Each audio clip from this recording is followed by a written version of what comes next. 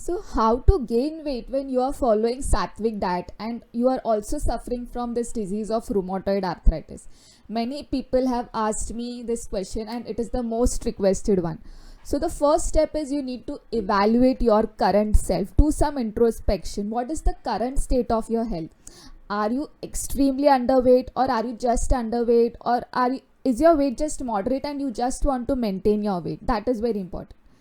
And other thing that you need to evaluate is, are you still in healing stage, or have you crossed the healing stage and you just have to maintain your current desired state of health?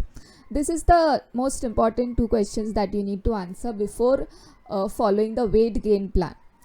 So the most important difference that you need to understand between healing versus weight gain is that healing requires fasting. You will have to fast. You will have to give your digestive system a break.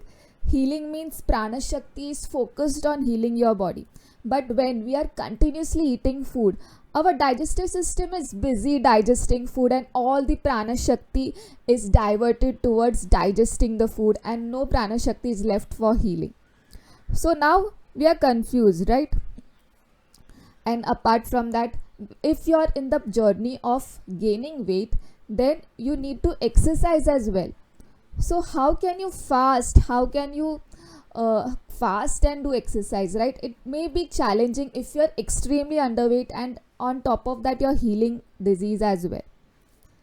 And if you want to gain some weight, it is also very important to have proper nutrition when you are doing exercise like weightlifting, especially when you are doing weights and strength training. That is when you will build the muscle mass, and for that you will require to require intake of some protein. So 2 times grain meal will suffice the same. So what is protein? We need to understand it is a building block, right? So when you are exercising your muscle, that is when the protein is used. But when we are not exercising and simply eating all day, that is when it leads to toxic buildup and eventually leading to disease. And other thing important that you need to keep in mind, when you're having 2 times grain meal, it is important to keep minimum 5 to 6 hours of gap between the 2 grain meal, right? And another important thing that my mentor taught me is you should not be doing fasting if you are extremely underweight.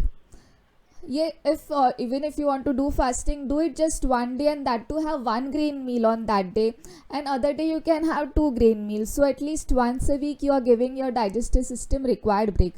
So that is the why you have to mix and match different types of diet according to your current situation.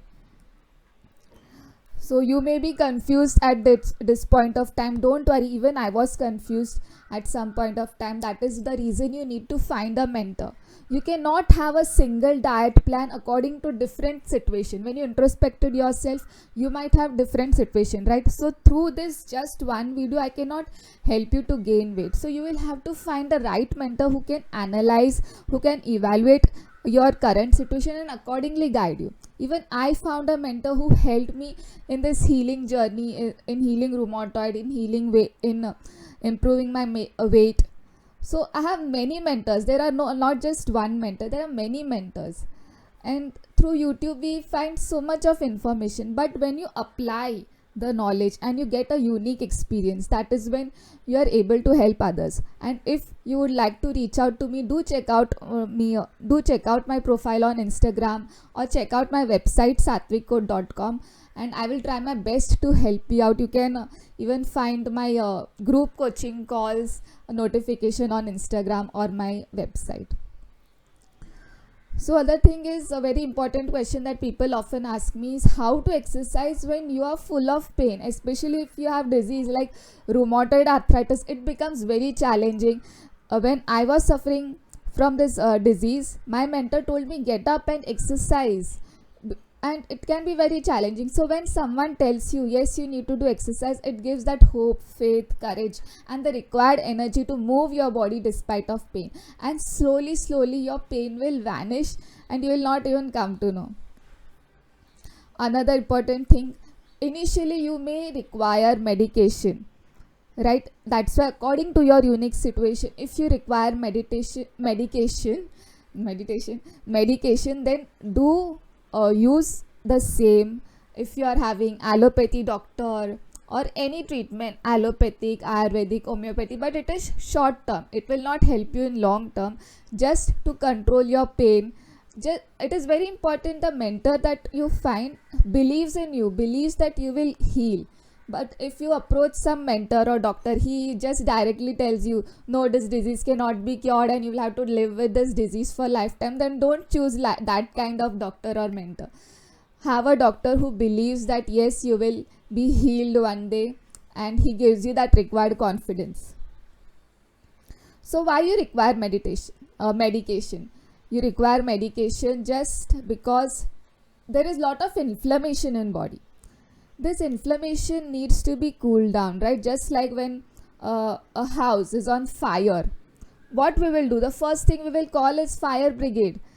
We need to try all possible measures to just reduce that fire and just so that we can rebuild new house, right?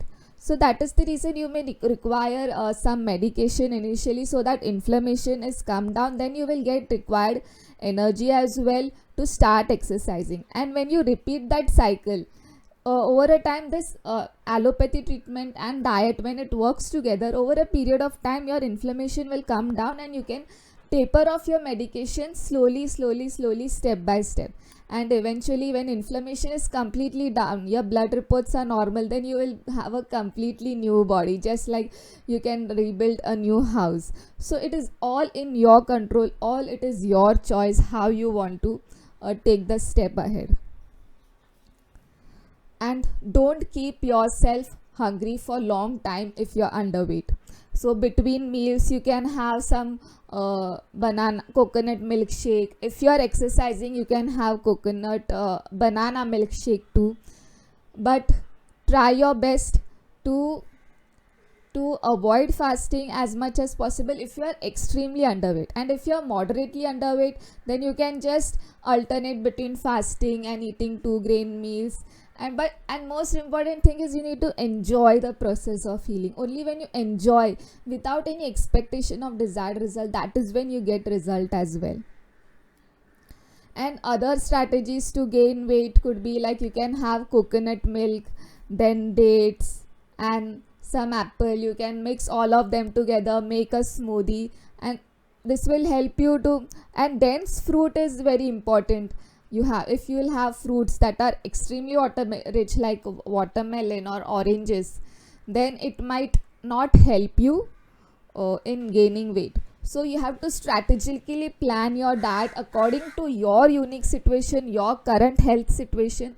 That is when you will get the desired result. And the process may be slow, challenging, because if you are still in pain, you will have to do healing and weight gain both together. At least if not weight gain, you have to maintain weight. You cannot afford to lose more weight if you are already underweight. That is the reason I'm telling you cannot, because when you do fasting, you will your weight will drastically reduce by 2 to 3 kgs, and it might lead to other health challenges. So that is the reason you need to consult with doctor if you are extremely underweight, and you need to find a mentor as well. So to watch my all other videos, just click on this videos, and you can watch my other videos. Keep watching my videos so that you get some intuition and insight how you can heal yourself on your own journey. Thank you so much, and see you in the next video.